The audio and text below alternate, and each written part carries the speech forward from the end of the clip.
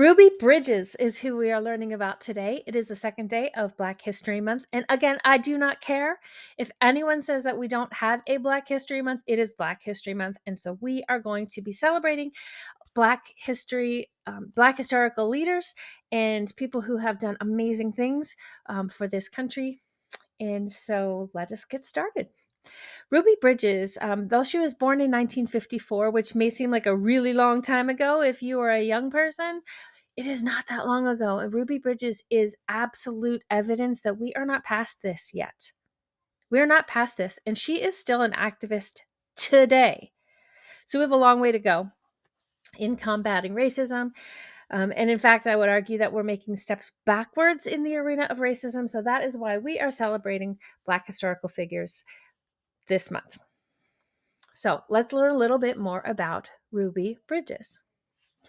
Ruby Bridges has always been a civil rights advocate, with her experience as the first Black child to enter an all-white school in the South making her a household name.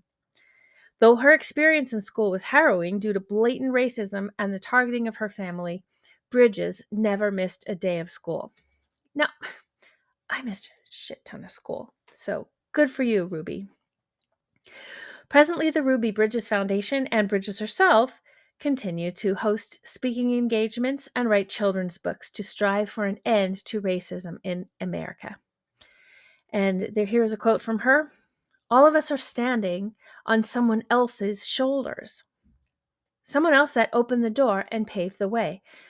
And so we have to understand that we cannot give up the fight, whether we see the fruits of our labor or not. You have a responsibility to open the door to keep this moving forward. Ruby Bridges was quoted in The Guardian in 2021. Ruby Bridges was born on September 8, 1954, to Abon and Lucille Bridges, who had married the previous year and lived in Tylertown, Mississippi. And I have some photographs here of Abon and Lucille. Let's take a look. And I'm just so impressed. I mean, we hear so much about Ruby Bridges, but I also want to shout out props to Abon and Lucille, because it cannot have been easy to send their 6-year-old into the pit of lions. I mean, it could not have been easy. So props to them as well.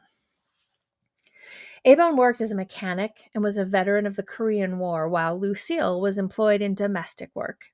When Ruby was 2 years old, the family relocated to New Orleans, Louisiana, seeking better job opportunities and higher quality education for their children.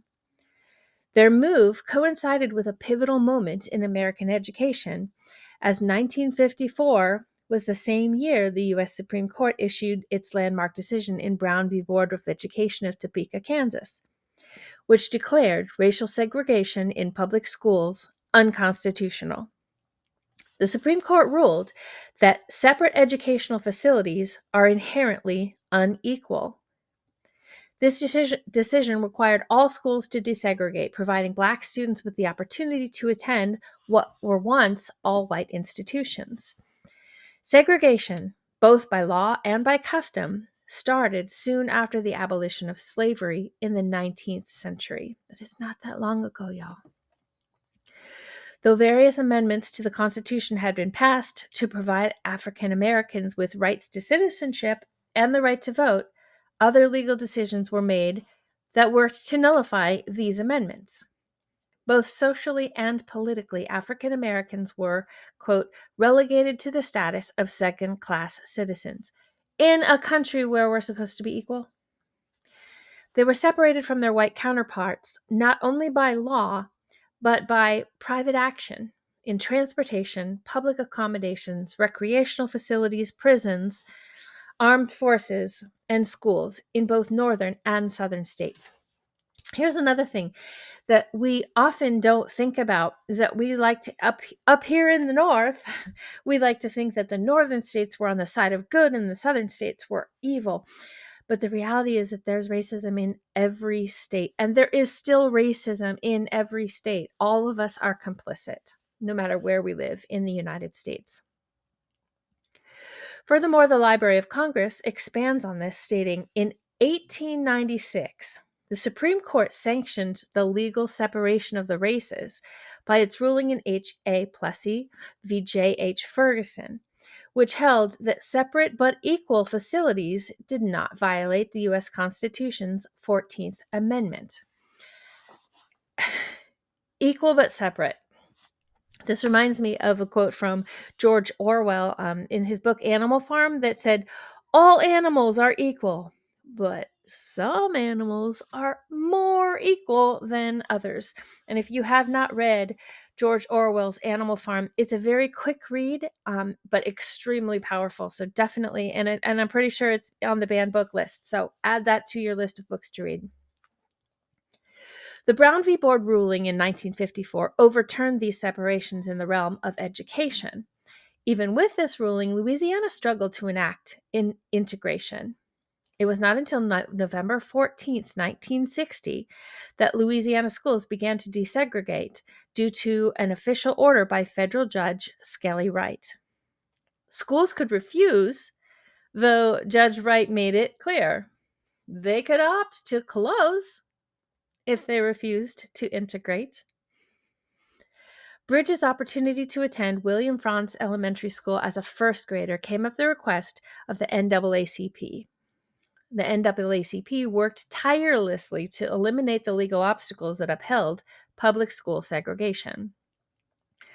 They became aware of Ruby when they discovered that she was one of 6 children who passed the required entrance exams. These exams aimed to see which African American students could succeed within all-white institutions. Bridges' father was said to be reluctant, but her mother was eager for her daughter to have this opportunity. Lucille's mother and father did not have the opportunity to receive an education, and she had to leave school in the 8th grade to assist her parents in the fields. This prompted her to encourage Ruby to pursue an education no matter the many trials that lay ahead. With this decision, Bridges became a trailblazer at just the age of 6, as the first African American child in the South to attend an all-white elementary school. On Bridges' first day at William Frantz Elementary, she had to be accompanied by U.S. Marshals. Protests from white parents and officials led to concerns for her safety. In fact, white parents in Louisiana vehemently protested the idea, and school boards and politicians sought to block desegregation in the state. And there's a story that is told a little bit later on. You'll see a YouTube video that I'll also link. And she tells the story that when she turned the corner at the age of 6 to enter into the school, she saw white people just loud and gathered as a crowd. And because she lived in New Orleans, she thought that it was a Mardi Gras parade. So she wasn't scared on that first day of school because, God bless her little heart, she thought that the white protesters were throwing her a parade. Oh my God, I love her so much. Once led into the school, Bridges was brought to the principal's office immediately. She recalls that the crowd that was outside, they immediately rushed in behind me. They started running into every class, and they took every child out of school. So by the end of that day, 500 kids were taken out. She mused that her entire first day was spent in the principal's office. And there's a picture of little Ruby with the U.S. Marshals. Upon attending the once all-white school for the first time, Bridges not only faced blatant discrimination, but was also the only student in her class. Her teacher, Barbara Henry, was a white woman from Boston. She solely taught Bridges for the entirety of first grade. She was the only kid in her class for a year. Many years later, Bridges spoke highly of Henry and remarked that even though she looked exactly like the people outside the school, she showed me her heart. Despite these circumstances, Bridges never once missed a day of school. She was escorted each day by both her mother and U.S. Marshals. So this brave little girl had to be escorted by U.S. Marshals every single day of her first year of school. The racism she faced each day while attending school took on various forms. Many white students' parents chose to homeschool them. Objects were thrown at her, and perhaps most harrowing, Bridges recalls being greeted by a woman displaying a black doll in a wooden coffin. Horrifying. It's Additionally, Bridges could not partake in communal spaces such as the cafeteria. She brought her own lunch for fear of being poisoned, or the playground. She often played inside with her teacher. And when she needed to use the bathroom, she was accompanied by a U.S. Marshal. Though courageous, the choice to allow Bridges to attend an all white school also impacted her family. Disdain for Bridges' presence at William Franz Elementary caused Lucille to lose her job. Abon also lost his job, though he was encouraged by the NAACP to refrain from looking for work as it might put him in danger. This created tension within the home, though even Bridges' grandparents, who did not live with the family, were impacted negatively all the way in Mississippi. Bridges stated, "I'm the oldest of 8, and at that point, he was no longer able to provide for his family, so they were solely dependent on donations and people that would help them." Her parents would eventually split because of their circumstances. Honestly, I mean, how could they not? How could they not? I mean, they say that parents splitting up is pretty common when there is a trauma in the family, particularly around like if a child has a significant medical diagnosis. I mean, and this just, I can't even imagine. This had to throw a huge wrench into their relationship. Having recognized that a young Bridges had faced a series of difficult life events in an unbelievably short period of time, child psychiatrist Robert Coles volunteered his services to her. Though white, he aimed to support Bridges and her family. He conducted weekly visits.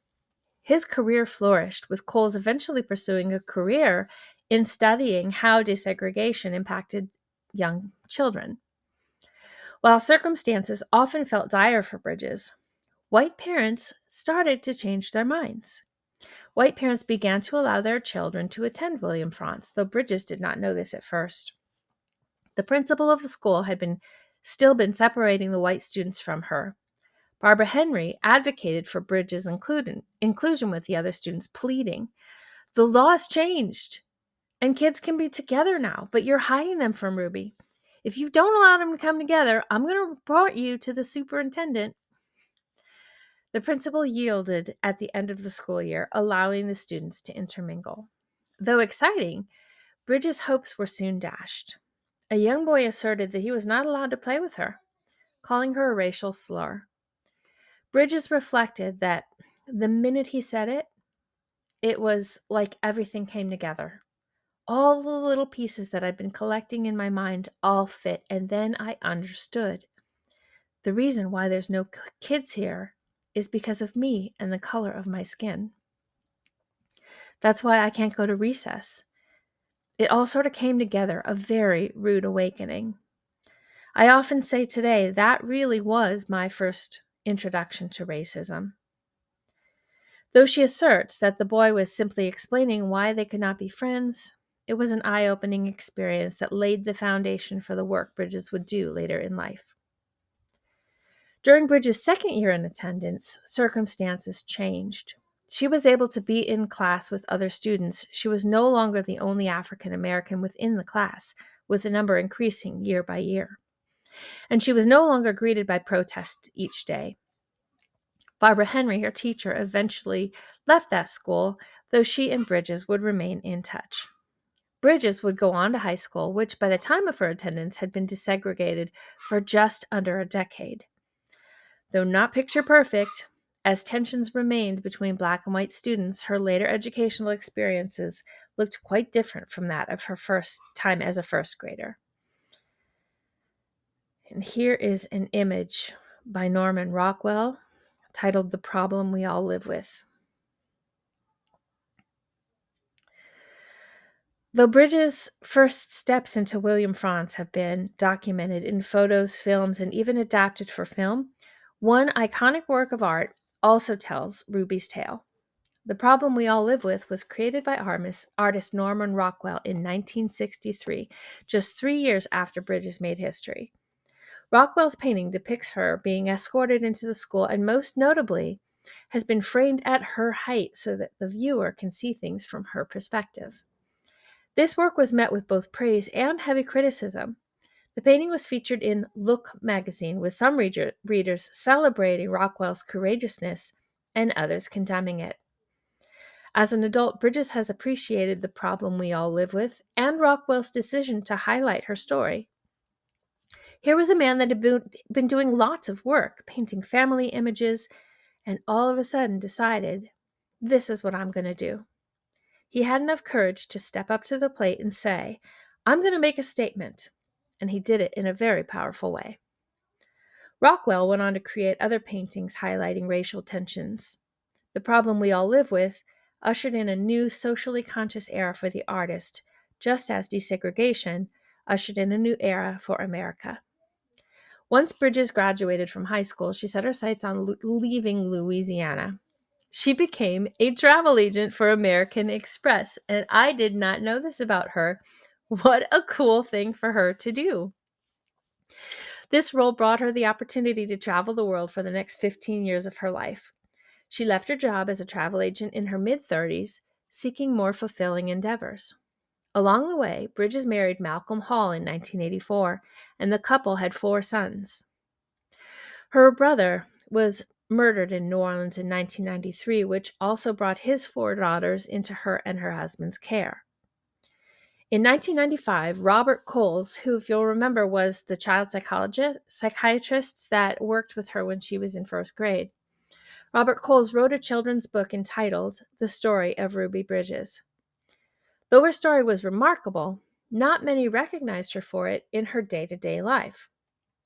Coles' book put Bridges back in the mainstream conversation. She supported Coles in promoting his book. Disney then made a biopic entitled Ruby Bridges that came out in 1998.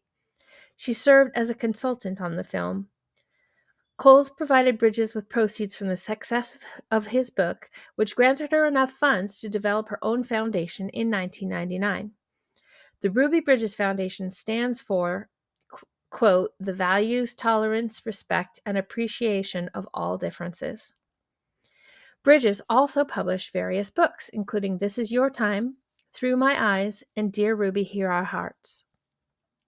With her nieces still in her care, Bridges remained tied to William Franz Elementary as the girls she is raising attended the same school as their change-making aunt.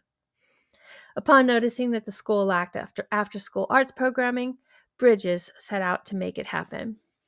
And I do have here a look at the book, the movie that came out entitled Ruby Bridges, came out in the 1990s, and as late as 2023, there were schools in Florida and probably other places in the country that didn't want this taught in their elementary schools, didn't want this movie shown because it made their children uncomfortable. Yeah, it made their little white children feel bad for the hate that had been thrown at Ruby Bridges.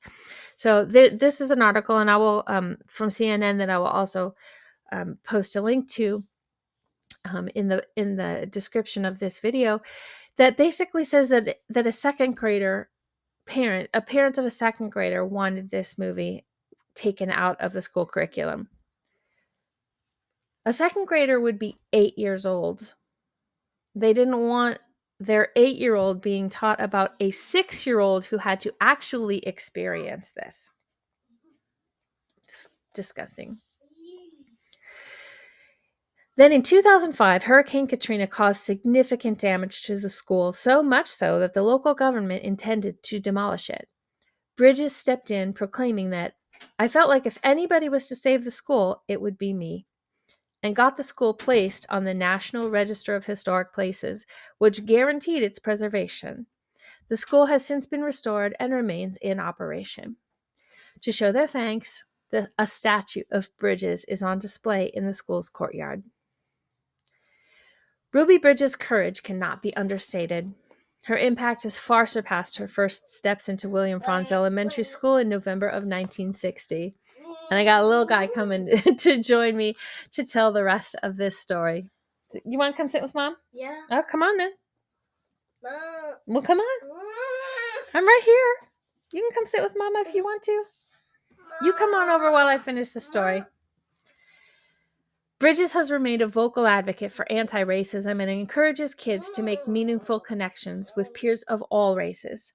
She has upheld the legacy of her parents, Avon and Lucille Bridges, her first grade teacher, Barbara Henry, and child psychiatrist, Robert Coles, all of which sought to provide her with a solid foundation to enact change. She continues to pave the way for generations to come through her various advocacy efforts. Bridges' contributions, both past and present, have been recognized far and wide. She holds various honorary degrees from Connecticut College in 1995 and Tulane University in 2012. In 2000, she was made honorary Deputy U.S. Marshal. 10 years later, Bridges was honored at the White House. As of 2024, she was also inducted into the National Women's Hall of Fame. And here is a video, which I will also post a link to, where Ruby Bridges was on Stephen Colbert, and that was just a year ago in 2024. And she talks a little bit about her experience. You want to come up? Yeah. Okay. Come on up. Hi. Want to sit here and sit with Mama? Oh, this is my son, and he is going to help me tell the rest of the story of Ruby Bridges. Yeah. We are. So we have just a little bit more. What I wanted to show was a listing of the books that have been written by and about Ruby Bridges. So here are a few of the books that were written by Ruby. This is Dear Ruby, Here Are Hearts. I Am Ruby Bridges, Through My Eyes. Ruby Bridges, A Talk with My Teacher. And over here is the story of Ruby Bridges by Robert Coles, which was the first book that was written about her by her psychiatrist. And then there are additional books that have been written about her that you can explore. So that is a little bit about Ruby Bridges. What an incredibly courageous and brave and smart young woman. As being snarky positivity, because I'm snarky positivity, I always want to end on a positive note. And the note that I want to end with is this: that even though there are forces out there that are seeking to move us backwards in the realm of anti-racism, that is not the end of the story. Women like Ruby Bridges, women like me, listeners and viewers like you, are all working hard to make sure that we do not move backwards in the realm of anti-racism, in the realm of racism. So we're going to continue to fight. We're going to continue to tell the stories. Learning about these stories is one of the best ways that we can continue to do the work, because the racism exists in a space where we are not allowed to talk about this. And so as we share our stories and as we talk about the history, we are continuing to do the work. So thank you for sticking with me. Again, I'm Snarky Positivity. Please, please, please subscribe to my YouTube channel, because I am trying to get 50 subscribers so that I can go live soon. And I appreciate your support. Okay, bye. Was it so much fun? Thank you for helping me share the story. Bye. Yeah, okay, bye.